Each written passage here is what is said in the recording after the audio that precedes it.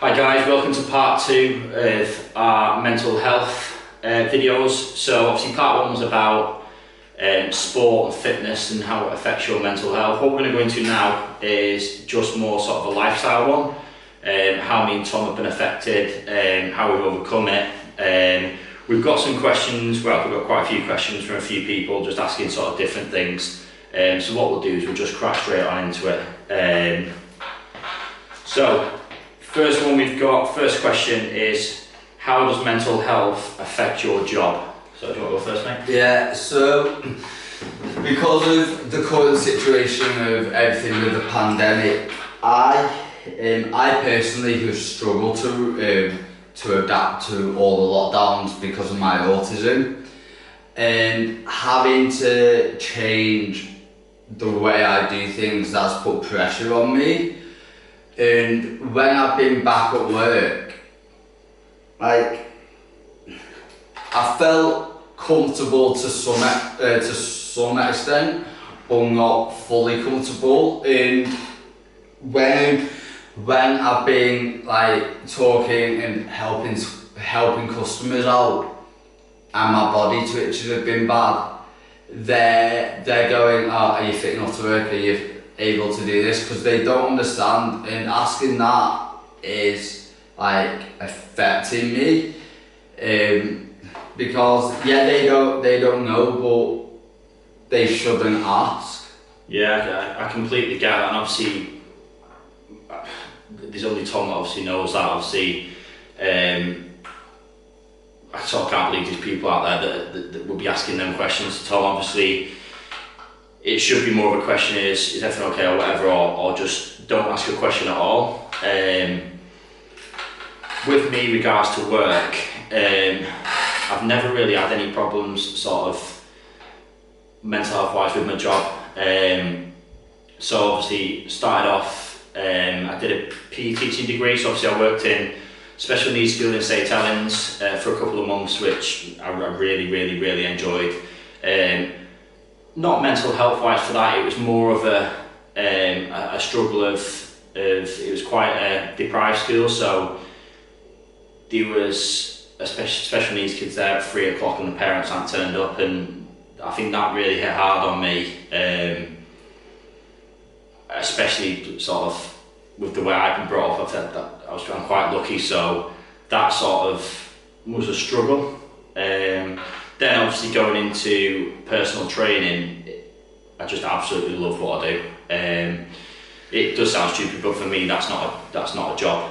I love it that much. I enjoy people achieving the goals. I love pushing people. I love what I get out of it, what they get out of it.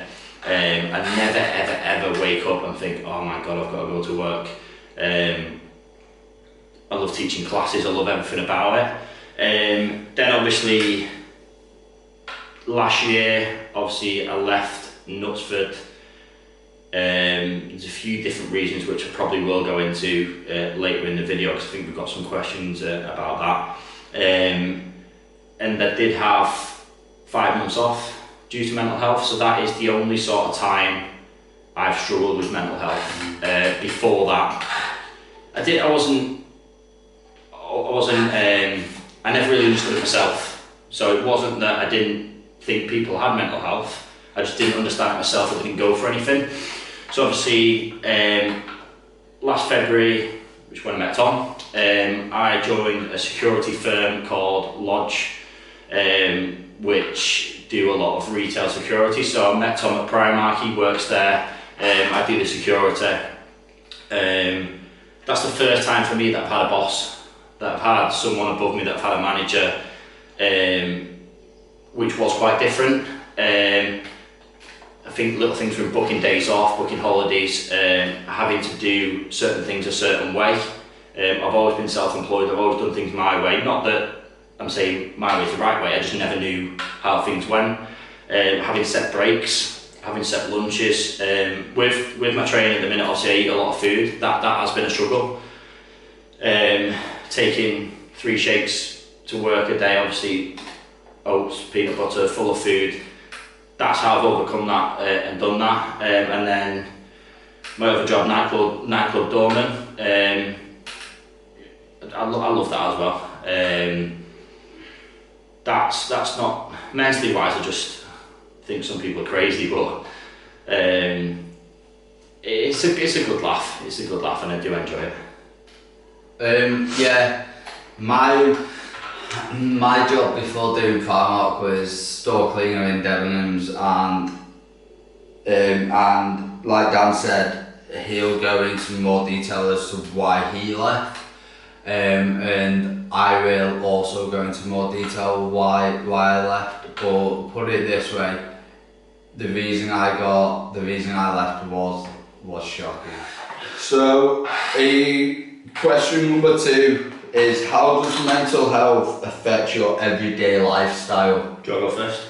Yeah, so with mine, at the moment, like, I'm normally a pretty active person, and with my mental health at the moment, it's making me just not want to do anything. It's just making me want to stay in bed all day and play on like the PS4 and eat loads of food and things like that.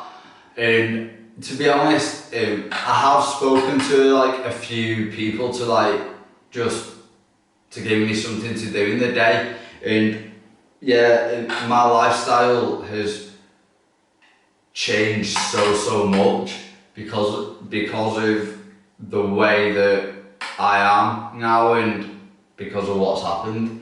Yeah, I think obviously lockdown's had a massive impact on a lot of people, but I think it's just obviously pushing yourself and getting yourself to keep going. So obviously with me, it would be up, eat, gym, work, all different things like that. I'd have my day planned out and I know what I'm doing.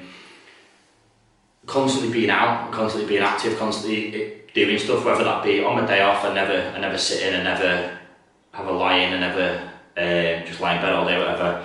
I don't play games, consoles or anything like that. So for me, it's more not being able to go out has been the tough bit. But I've just sort of worked my time a bit more of doing more training. So obviously doing my strength training, get some mobility work done, flexibility. Again, same with job, personal training, doing more research. You can never know everything. So constantly just researching different things. New things might come out that you've never heard of, and just having a read and looking through that. Again, I love food, so cooking different meals, trying different things out, just all different things like that. So, have you had any life events that have completely knocked your mental health? Do you want me to go first? Yeah, go on. Yeah, so, I don't have to obviously go through this first one, but it's not really knocking my mental health. It's made me think a lot differently. So obviously when I was 16, I lost my cousin in a hang gliding accident. She was 16 as well at the time. It was one of them that when it happened, it was just, I didn't believe it, or I didn't want to believe it. The more life's gone on, it's yeah, I get upset a lot of the time about it and still constantly think about it and things like that. But it's more of, because we're the same age, that was the bigger thing for me, sort of thinking, well, she should be doing this, she should be having a first night out, she should be starting a new job. And I think that's where it sort of affected me more. The main thing about all that is she pushes me more. So if I want to do something and she's in the back of my mind, I'm going to do it, I'm going to do it for her, I'm going to push, I'm going to really go for it. Obviously I've lost my nan and both my granddads, and it was like, my granddad I lost recently was like the strongest person I've ever met. So it was, he cared for my nan for well over 10 years. My auntie's got special needs, he's cared for her, and he cared for me and my sister when we were younger, obviously, when mum and dad was in work. It was just a massive sort of struggling point when obviously my nan passed away, and then my granddad basically just give up, and in my head I couldn't get around why the strongest person I knew give up. And obviously, like sort of when he was on his deathbed, we were sleeping on the floor around his bed, and that's when I sort of lost it a bit. Obviously things happened at work in Knutsford which shouldn't have happened, and that's when I sort of my mental health went down. So that was the 5 months I had off work.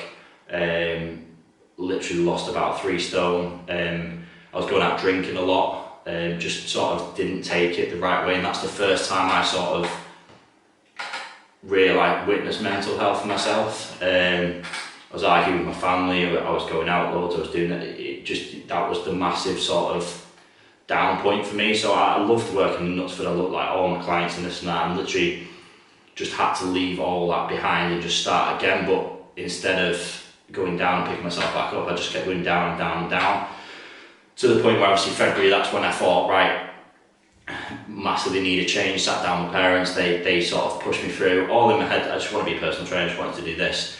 It was trying to pick myself up, so that's obviously when I got the job where Tom worked, started at Primark, doing the security. I went back on the doors, gradually started picking up personal training again, and obviously lockdowns happened, but from then to now I've just massively come out of it and massively improved.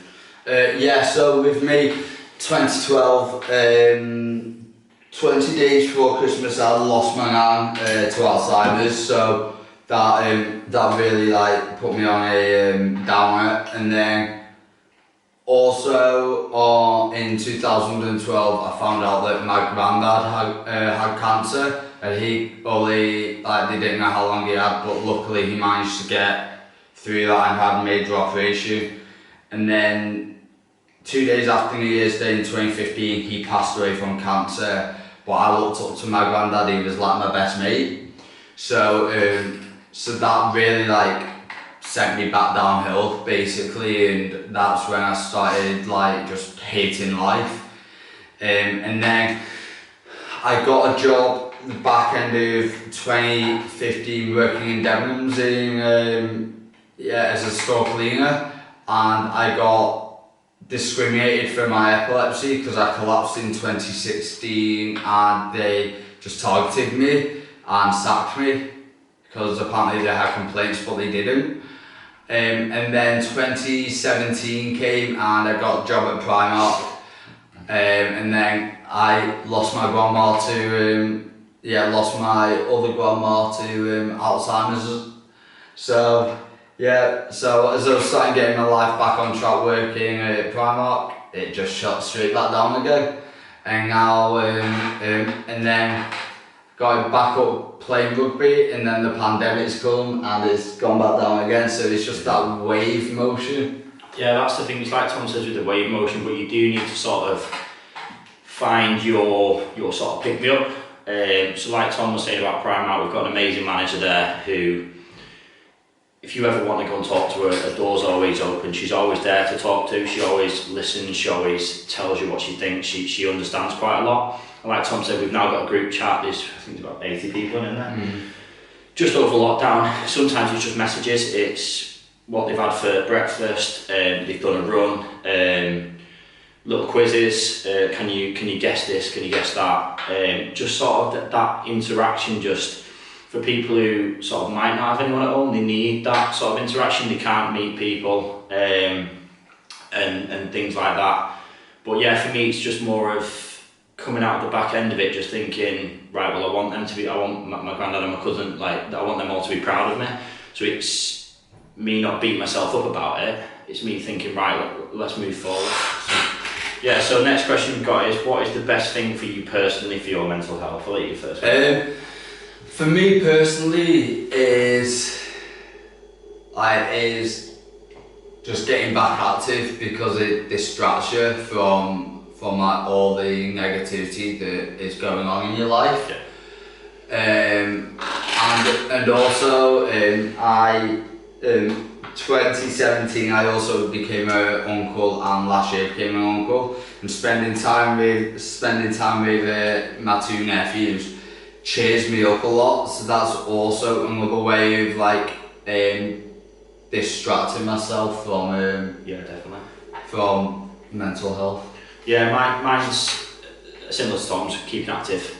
The main thing for me is just setting goals, whatever that may be in life. So obviously, like I say, now this video, just started a YouTube channel. I've done it before. I wasn't into it that much. Now I'm trying to push it a bit more. Just started online coaching. That's literally blew up. That's been amazing. Just everything, just setting goals in life, whatever it may be. So fitness, health, your job, just everything. Just keeping your mind working and working towards something. Right, guys, got a last question now. Final question is, what advice would you give to someone who is struggling with mental health? Do you want to go first, mate? Yeah, the advice that I'd give is do the things that you love doing. Distract yourself and just like live life to how you can picture it. So if you've got a goal, try and aim for that goal.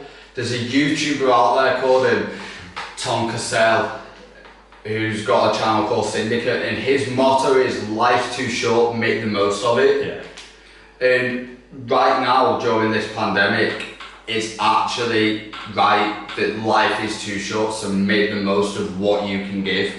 Yeah, for me, the best advice would be to start off to speak out. Let people know. Just tell anyone, someone. Just open up to the closest people to you. There's plenty of people out there. Me and Tom sat here right now, comment on this video. Just speak out to someone and explain how you're feeling. And like Tom said about goals, that's the main sort of thing for me that keeps me pushing forward on everything in life.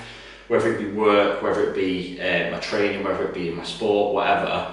Push forward, set goals. So obviously, my goal now in the gym is obviously improving my lifts. So increasing a few kg each time I train if I can. With work, it's obviously getting the best out of my clients. Pushing people to achieve their goals, so that's a goal of mine. Just everything sort of involved with pushing yourself forward and having your mind set on something that you need to achieve. Yeah, so it's like, again, obviously, family-wise, speak to your family, let them know. That was a big part of mine. I just sort of hid myself away. I was going out. I ended up going out for drinking with people that I hardly even knew. Just wanted to go out, just wanted to get away from sort of things, but in the end, you're not getting away from it. You're not going anywhere by doing things like that. The only way like getting away from it is obviously speaking, setting goals, moving forward from what's pushing you back. Yeah. Right, guys, that's it for part 2 of this video. I hope you liked it. If you can, subscribe to both our channels, so we'll pop them both at the bottom. Give the video a like, and like I say, if you've got any comments or if you're struggling or whatever, drop us a message. All our links are on there for Instagram, Facebook, things like that. If you don't want it public, send us a private message, and I'm sure we can help you out for it. Yeah. So that's it from me and Tom. Please look out for the next video, and we'll see you soon.